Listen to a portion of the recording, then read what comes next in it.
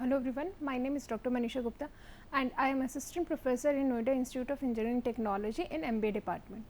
And in today's lecture of the business research method, we are going to study about your paired comparison scale, rank order scale and constant cum scale methods. So, this is your table of the content. These are all the types of your rating scale. So, we will start one by one, start with the paired comparison. So, what is a paired comparison?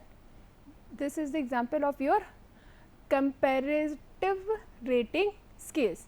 And what is happening in the paired comparison scale? In this method, the response can express his attitude by making the choices between two objects, say Coke and Pepsi, according to the sum of criteria. Suppose we talk about the what taste means which product taste you like the most, you like the taste of the Coke or you like the taste of the Pepsi. So, here there is a comparison between the two objects on certain criteria. Then in general, if there is a n number of the stimuli, means if there is a n number of the criteria to judge, then how much number of the responses we need? We need, if there is a n number of the stimuli, means a number of the object we are going to study to judge, then the number of the judgment required to in the paired comparison is n is to n minus 1 divided by 2. If suppose we are comparing the Coke and Pepsi based on the 4 criteria, like their taste, their packaging, their prices and their marketing technique. They are the 4 criteria. You want to compare both the brand on these 4 criteria, then how much responses do we need or how much number of the judgment is required? In that case, your n is 4, then it is equal to 4, then 4 minus 1 divided by 2. So, it will become 3, 4 divided by 2. So, if you calculate this, you will get the total number is 6. You need 6 response to evaluate. The paired comparison provides the ordinal data, but same way it convert into the interval data by using the law of the comparative judgment, which is developed by L.L. Stone. So, there is a way to convert, because in the paired comparison, what of the data we are collecting? We are collecting the data which is a ordinal data, but you can convert your ordinal data on the interval scale by using this technique. Most of the data collected in your paired comparison scale is your ordinal data. We have studied that is what is ordinal, what is nominal, what is ratio and interval scale. The nominal scale is basically in which your data cannot be converted into the, means when you convert your data into the numerical value, it may not be the true numerical value. Like the nominal scale, whatever the data you have collected, take an example like you are collecting the data related to the gender, or you collect the data related to the yes or no response, and your ordinal scale is also related to the nominal data, but the number which you assign them will make some sense. Here we have taken the example of the paired comparison scale. Suppose there is a 5 clothing brand A, B, C, D and E, and we want to compare these 5 brand with one another. So, what do you mean by the star? It means that the brand in this column has the preferred over the brand in the corresponding row, means the column is preferred over a row. And what do you mean by the 0? Because we have seen there is a number of the 0. The 0 means that the row brand was preferred over the column, means row brand is preferred over your column. The 1 represent means you preferred C over B.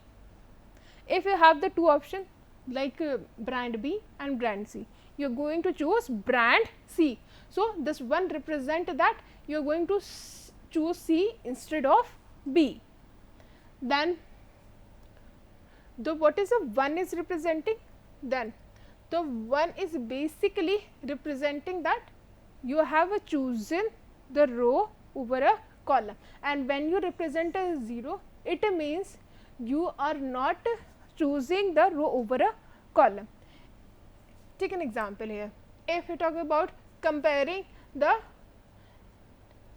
D column over a A, it means that when you compare, given them the option A and D, it means they preferred D. So, this is your example of a rating scale.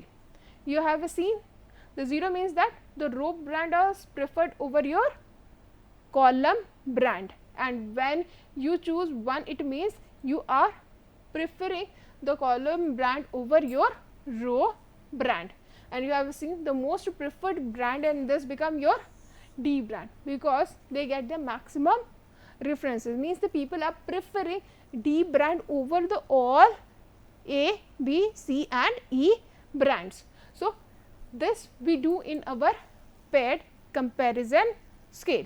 This was the one of the example of this scale. So, what is the basic limitation of your paired comparison scale is, paired comparison technique are useful when the number of the brand is limited. Like here we have only comparing the 5 brand. Suppose if you talk about the clothing brand, there is a number of the brand, and if you want to compare the number of the brand at once, then the paired comparison scale may not give you the proper output, because in this study you can compare only the limited numbers of brand like 1, 2, 3, 4, 5, but if there in the market there is 40 brands, 50 brands, then it is difficult to evaluate on a paired comparison scale. Next point is, the order in which the object are presented may introduce the biasness in a result. It may be the chances that the people may not choose the one brand over the other brand basis of their own biasness, or they may confused. The next limitation is, it does not reflect the true market situation, because you may prefer, because we are comparing that what brand you prefer, but you may like, if you talk about the cars, you may like the Mercedes, you may like the BMW, but do we have that much of the source to purchase those cars? So, this scale may not give you the true market situation, means what is the most preferred company in a market, which involve the selection from the multiple alternatives.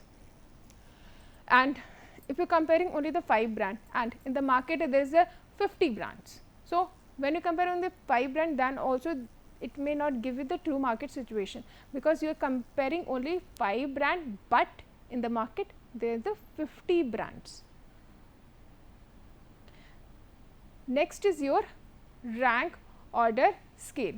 So, what is basically the rank order scale? It is another type of the comparative scaling technique in which the respondent are present with the several items simultaneously and asked to rank them in order to priority.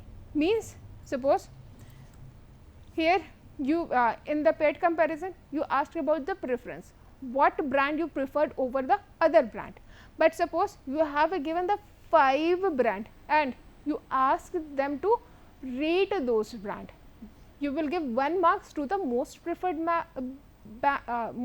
brand, you give 2 marks to the second most preferred brand, and it tails continue till the n is assigned, means if there is a n number of the brand, then the rank will end to the n number. And this is also basically the your ordinal scale. Here is also we are collecting the data which is your ordinal scale, and that describe basically your favored or unfavored object, and but it does not reveal the distance between the object, because we have seen it has the quality of the ordinal scale, and ordinal scale we have seen that it will give you which is favorable, unfavorable, but it cannot give you the magnitude, means how much favorable and how much unfavorable. So rank order scale is also give you the which is the most favored, which is the most unfavored, but they cannot give you the magnitude, means how much customer is preferring that product, how much customer is not preferring that product. Suppose you have given the 5 brand A, B, C and D, you like very much first 2 brand, but you did not like the next 3 brand, or you never want to buy those 3 brand, but then also you have to rank them, which give, and this type of the study did not give you the true identification.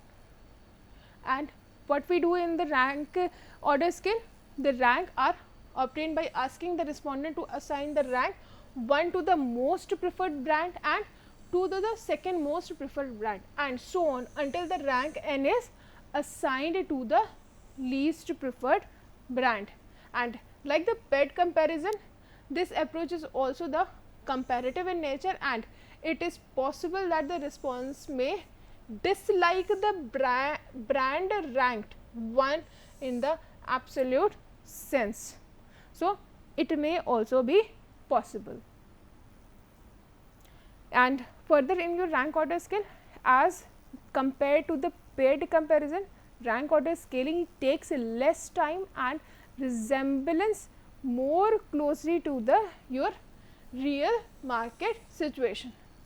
This scale take less time and it is close to your market environment situation, and this yield better result when the direct comparison is required between the given object.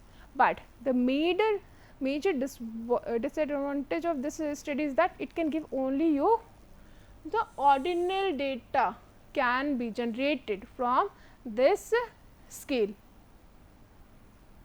Here is example. Suppose there is a some instructor in a lab, like there is a Mr. Cunningham, Day, Parker and Thomas, and you have asked to rank them from the 1 should be given to the whom you like the most, and 4 you have given to the whom you like the least. So when you rank them 1, 3, suppose you have given to the 1 to Mr. Cunningham, then 2 to the Parker, then 3 to the Day and 4 to the Thomas. So you give them rank like once, and this is the example of your rank order scale.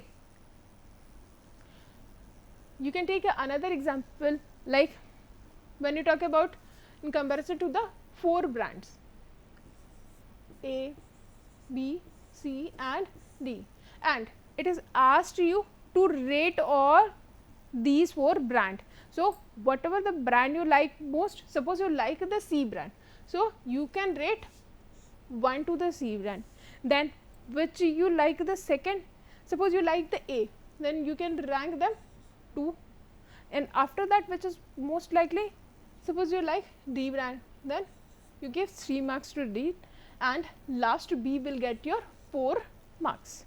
So this is the way of your rank order scale. Next is your constant sum scale.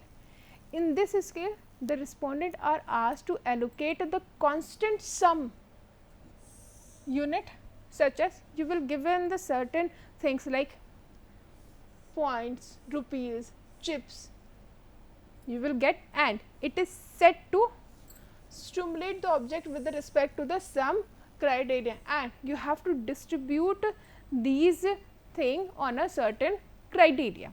Means you can allocate the constant sum unit to the different variables or the different option.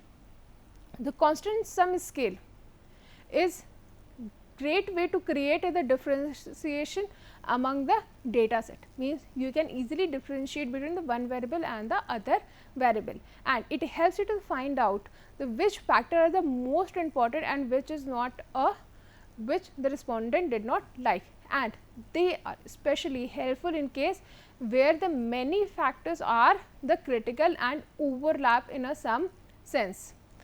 So we use this type of the technique when you have the many factors are the critical and these factors may overlap with the each other. So with this technique you can get the clear understanding that what is respondent like. Here is a I take the one example.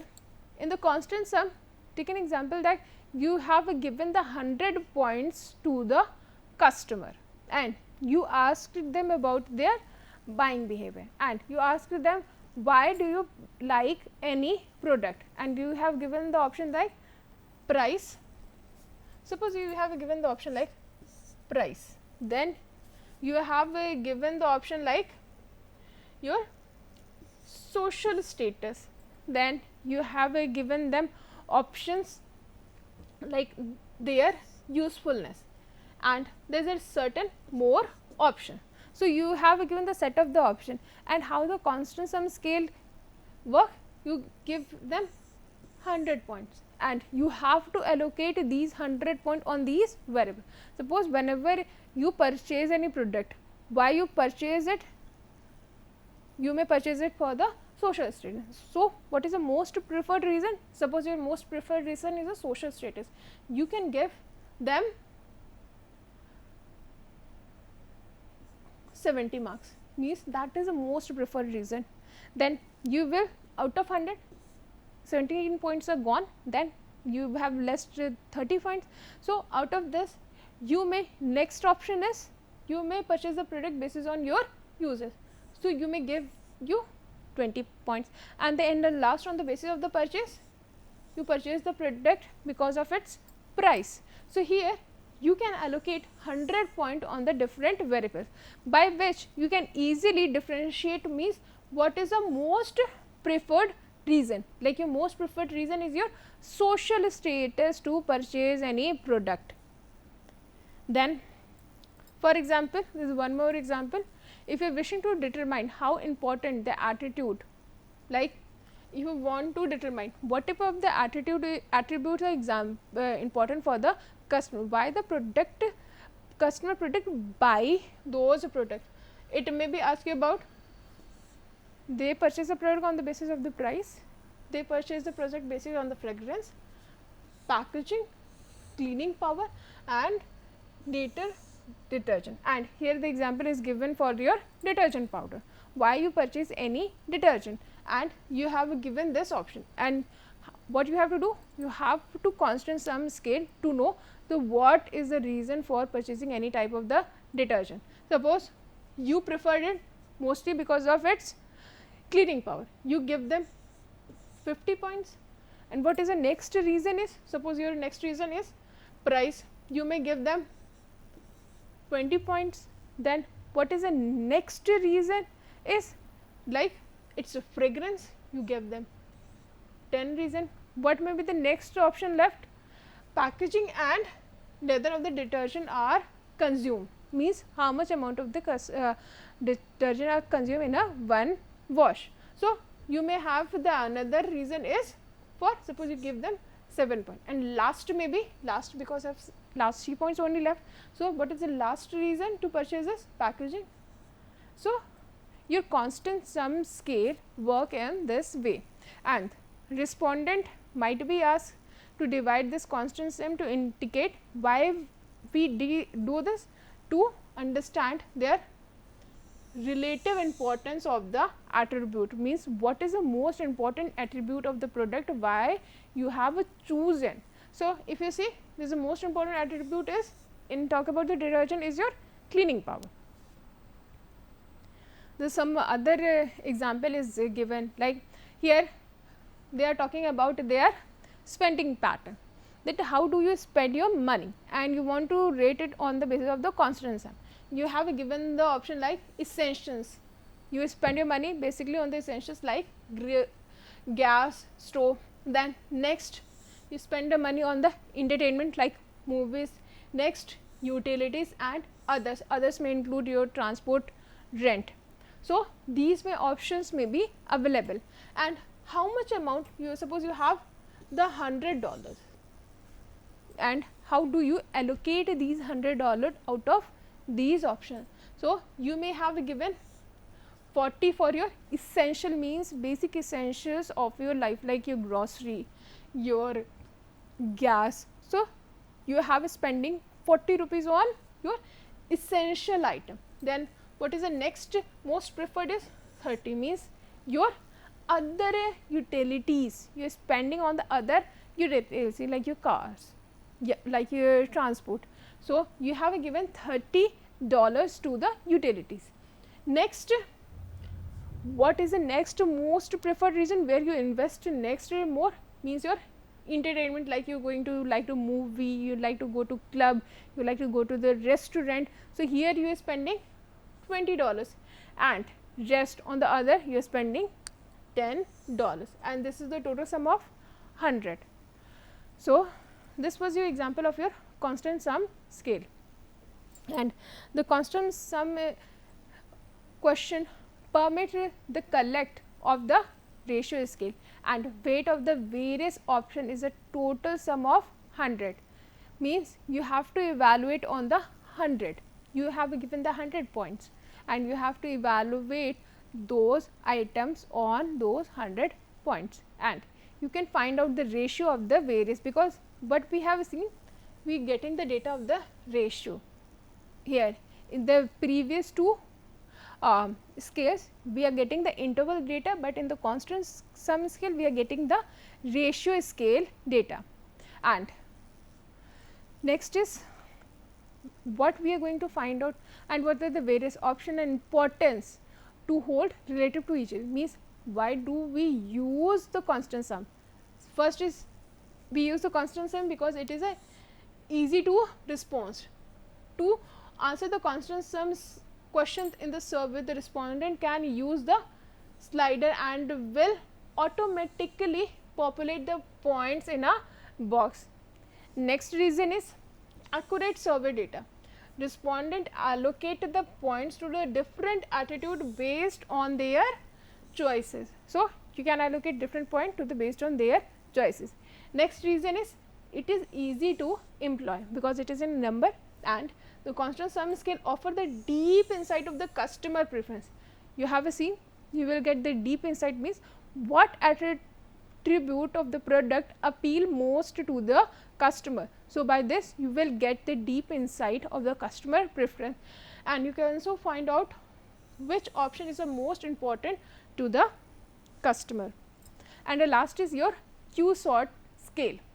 This is the scale and it is a comparative scale that use the rank order procedure to sort the object, means here we are going to do the sorting. We sort the object based on the similarity. You sort the object based on the similarity.